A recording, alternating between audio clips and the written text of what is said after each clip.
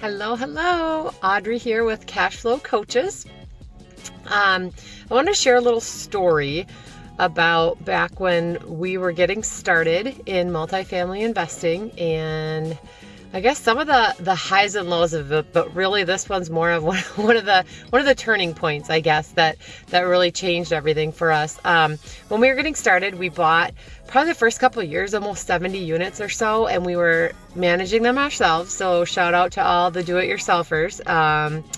And so we were everything, right? We were showing apartments. We were doing the leasing, doing the contracts. I was doing book work, which never should have happened, but I was. Josh was still finding deals, sourcing deals, getting creative with financing. I mean, all the things. And then we started having kids. And so I can distinctly remember a day when I think it was like the cleaners weren't available or something happened, and there was a unit that was turning over and it had to be ready. And so when you are doing all the things, guess who gets to pick up the slack? You. So I remember, I don't know, I think Josh was gone or he was still kind of working seasonally, whatever it was. I remember a baby strapped to my chest. I am in this duplex we have cleaning, like frantically trying to get this thing ready to go. It's hot. It's summertime. It's horrible.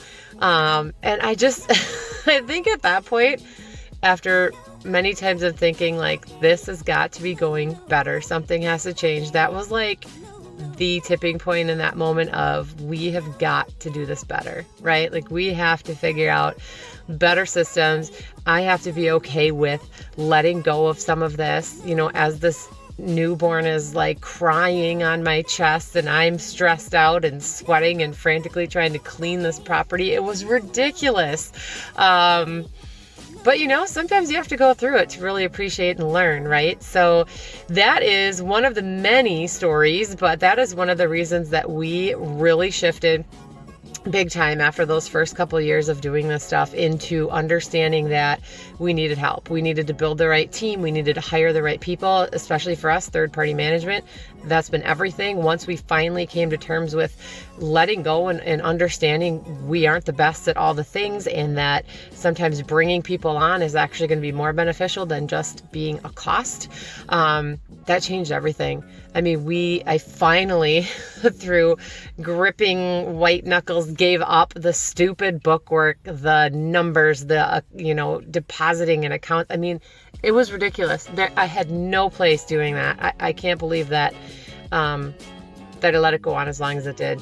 But it did, a little stubborn, but we got the right person in place for that. We've got, third-party management on everything. And this is years ago now, right? But I can see after building how much we've built that we never would have gotten there. We never would have grown if we didn't let the right people in, if we didn't give away some of that control thoughtfully. But yeah, other people can do some of that stuff way better than you can, way better than we can. And that is how it's supposed to be. We need each other. We need others to fill those places that we're not gifted at.